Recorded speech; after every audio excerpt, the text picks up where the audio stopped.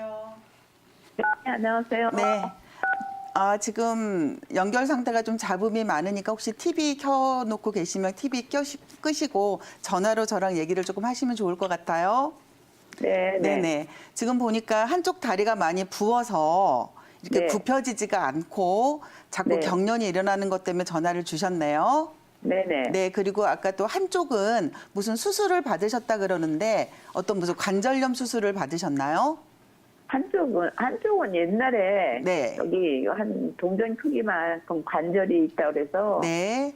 그 관절이 있다 해서 그때도 그쪽에 조금 부어 있는데 자꾸 이렇게 물을 빼고 그렇다가 네. 거기가 좀 안 좋다 그래서 시술을 받았어요. 네네. 뭐 이렇게 인공관절을 넣은 게 아니라 그냥 관절광으로 그냥 시술을 받으신 거는 거기를 아마 이렇게 연골이 다른 거를 좀 깨끗이 좀 청소를 한 정도셨던 것 같은데 그거는 잘 되셔서 그쪽은 괜찮은데 지금 반대쪽도 그러신 거네요. 네, 네, 네. 네네. 반대 밖에서부터 쭉 다리가 저기 고관절까지.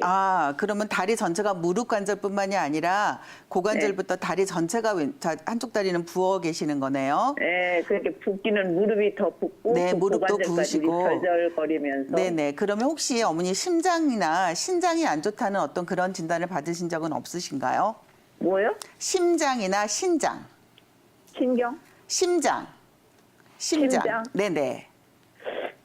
그래서 지금 겨드랑하고 이 젖가슴 있는데도 절절거려요. 그러세요? 네.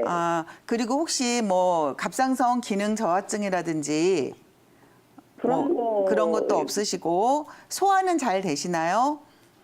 소화도 잘 되고. 잘 되고 뭐 당뇨도 없으시고 당뇨 혈압도 없는데. 당뇨 혈압도 없으신데 네네네. 그런데 이게 무슨 왜 그러는지 이 겨드랑이도 지금 한 3, 4개월 전부터 이렇게 절인 것처럼 저린 안 것처럼 되잖아. 한쪽으로 왼쪽으로만 왼쪽으로 그 다리 있는 다리도 쪽으로만. 있는 쪽으로 지금 네. 보니까 무릎 근처에 부종이 있는 거는 오른쪽에 그 예전에 시술하셨던 것처럼 어느 정도 약간 퇴행성 관절염이 좀 진행이 되신 것 같으시고요. 네. 퇴행성 관절염에 대한 거는 저희가 나중에 뭐 치료라든지 관리라는 거는 제가 방송을 통해서 말씀을 드리겠고, 그다음에 이제 네. 한쪽이 붓는 것 때문에 조금 신경이 쓰이는데 사실 무릎만 부어 있는 거는 퇴행성 관절염에 의해서 통증이 없더라도 퇴행성 관절염 초기에 있을 수 있는 부종이어서 그냥 간단하게 관절염 뭐 치료로 좀 접근하면 될 것 같은데 지금 뭐 고관절부터 다리가 다 붓는 걸로 봐서는 뭔가가 밸런스가 깨진 거는 깨지신 거거든요.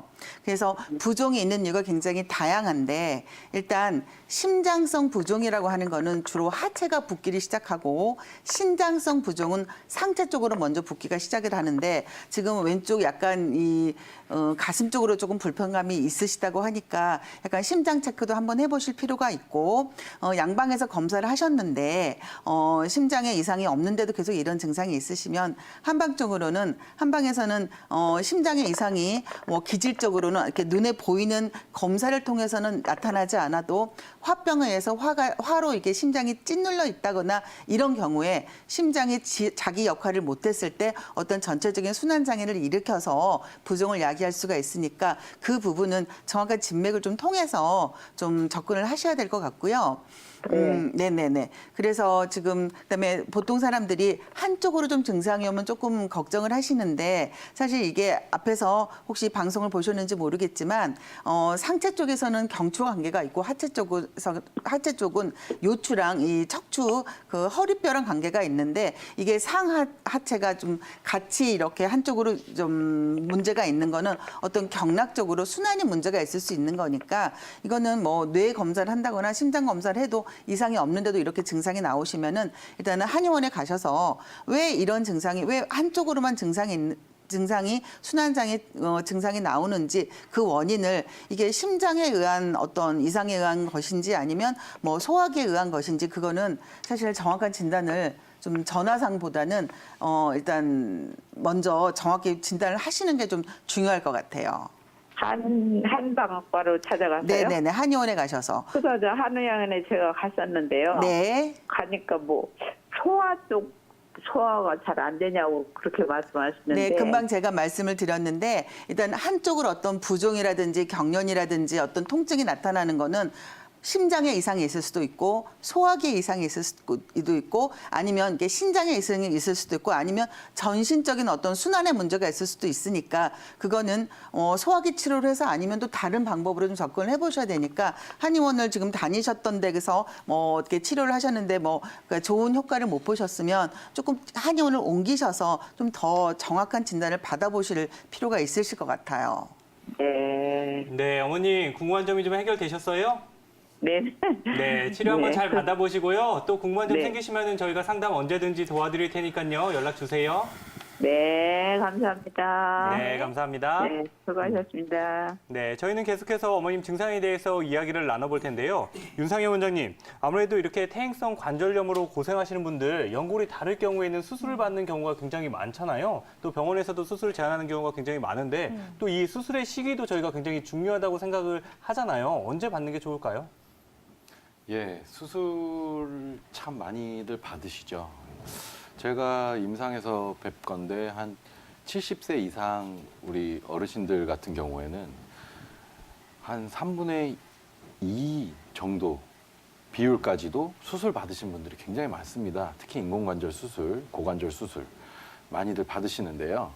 최근 들어서 식생활과 여러 가지 변화로 인해서 살이 많이 찌신 어르신들이 꽤 많으세요. 또 허리나 다리 쪽이 불편하신 분들은 운동량이 상대적으로 적어집니다. 본인이 움직이기 힘들기 때문에 그래서 기초 대사량도 많이 떨어지시고 그러다 보니까 살이 또 많이 찌시고 이것이 관절에 부담을 주는 경우 그래서 결국은 또 수술로 이어지는 경우들이 굉장히 많은데요. 저는 이렇게 생각합니다. 관절 수술이라는 건 정말 못 걸을 때 해야 된다. 기본적인 원칙은 이렇고요. 네.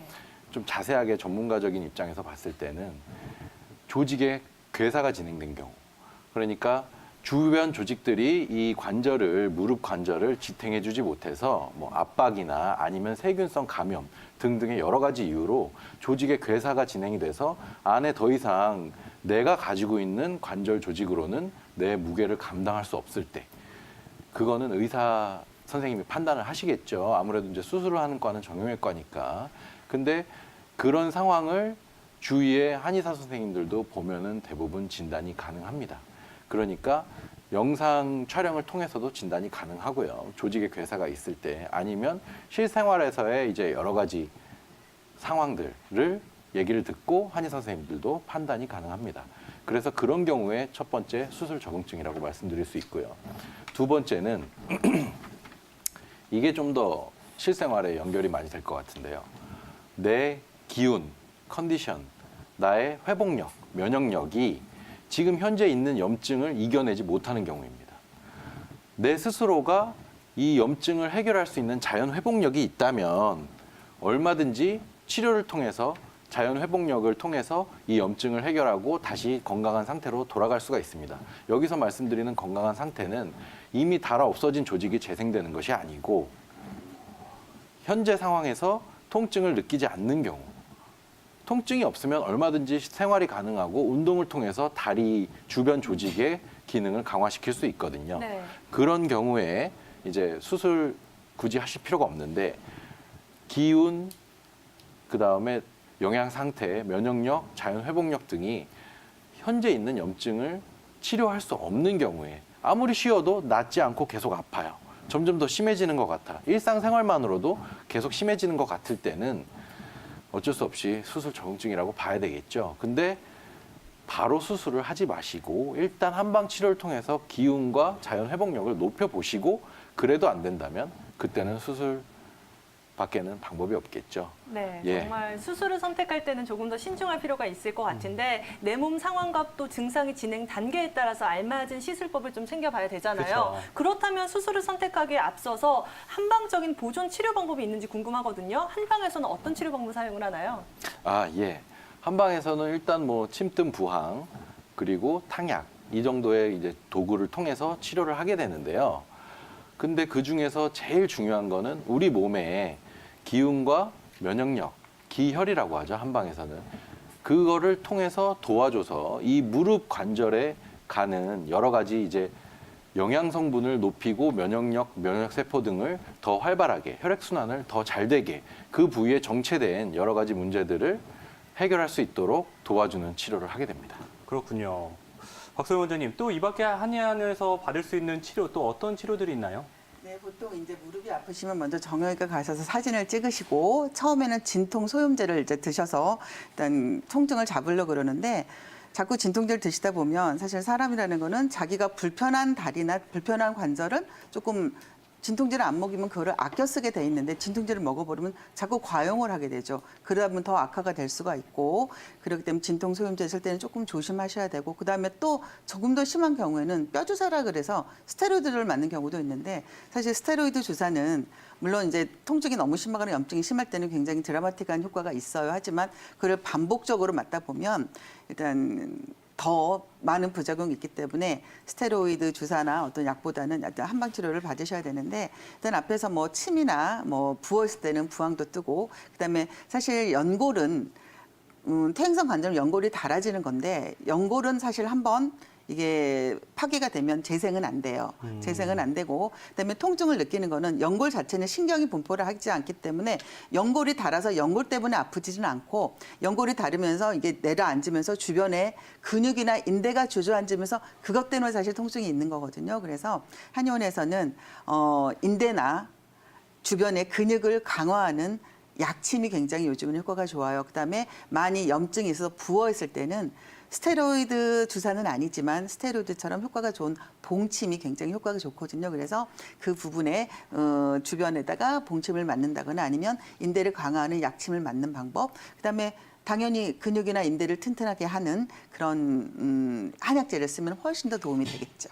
네, 봉침과 약침 치료, 뜸 치료, 부항 치료까지 꾸준한 치료를 받아보시면 아마 개선되실 수 있을 것 같은데요. 또 한약 처방까지 언급을 해주셨잖아요. 그렇죠. 윤상현 원장님, 특히나 관절염에 좀 도움이 될 수 있는 한약재 어떤 것들이 있을까요? 예, 관절염에 도움이 되는 한약재들은 뭐 엄청나게 많죠. 근데 그 중에서 대표적인 것만 좀 말씀을 드려보겠습니다. 일단 우슬이라는 한약재는 여러분들도 아마 많이 알고 계실 거예요. 예, 쇠비름풀, 쇠무릎풀 이런 쇠무릎 풀이라는 우리나라 명도 있는데요.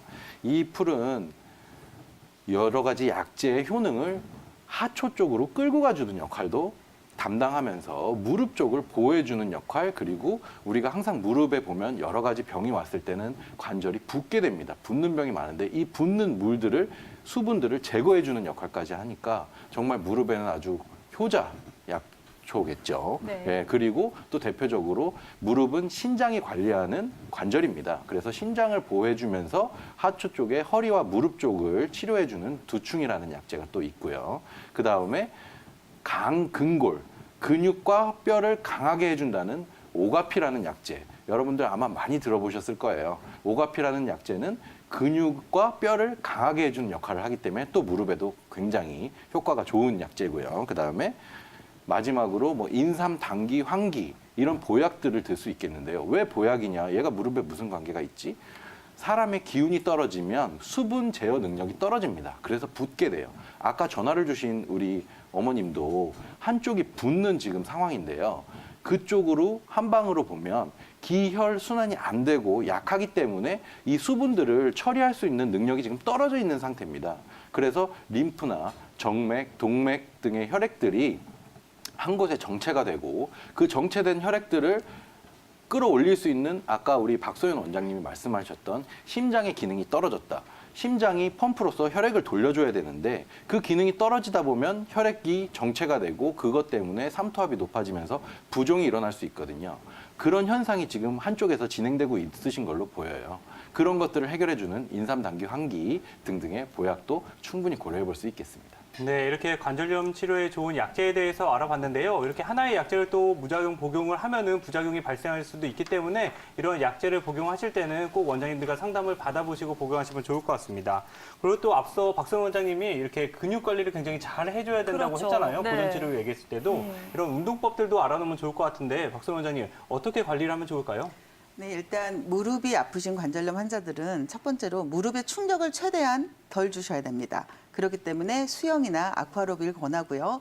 그래서 당연히 무릎에 충격이 안 들려면 많이 걷는 거, 사실 평지를 걷는 것, 관절염 초기에는 평지 걷는 것 정도는 좋은데 그것도 너무 한꺼번에 욕심내서 열심히 1시간 이상 걸으면 그게 오히려 무리가 되기 때문에 절대 무리한 운동하시면 안 되고 걷는 것도 마찬가지고 당연히 등산이라든지 쭈그려 앉는다든지 줄넘기 이런 건 당연히 안 되겠죠. 그래서 최대한 하중을 무릎에 안 주는 그런 수영 같은 운동을 하시고 그다음에 주변에 무릎을 둘러싼 근육과 인대를 강화하는 운동 중에서 가장 좋은 게 대퇴사두근 운동이라는 게 있습니다. 화면 좀 띄워주시면 무릎을 이거를 이제 다리라고 생각을 하면 그림처럼 앉아서나 누워서 다리를 높이 드시고 처음에는 발을 자기 쪽을 향해서 이렇게 쭉 당겨주시면 이쪽에 인대나 근육이 팽팽해지는 걸 느끼시죠? 이 자세로 10초간 그대로 유지를 하시는 겁니다.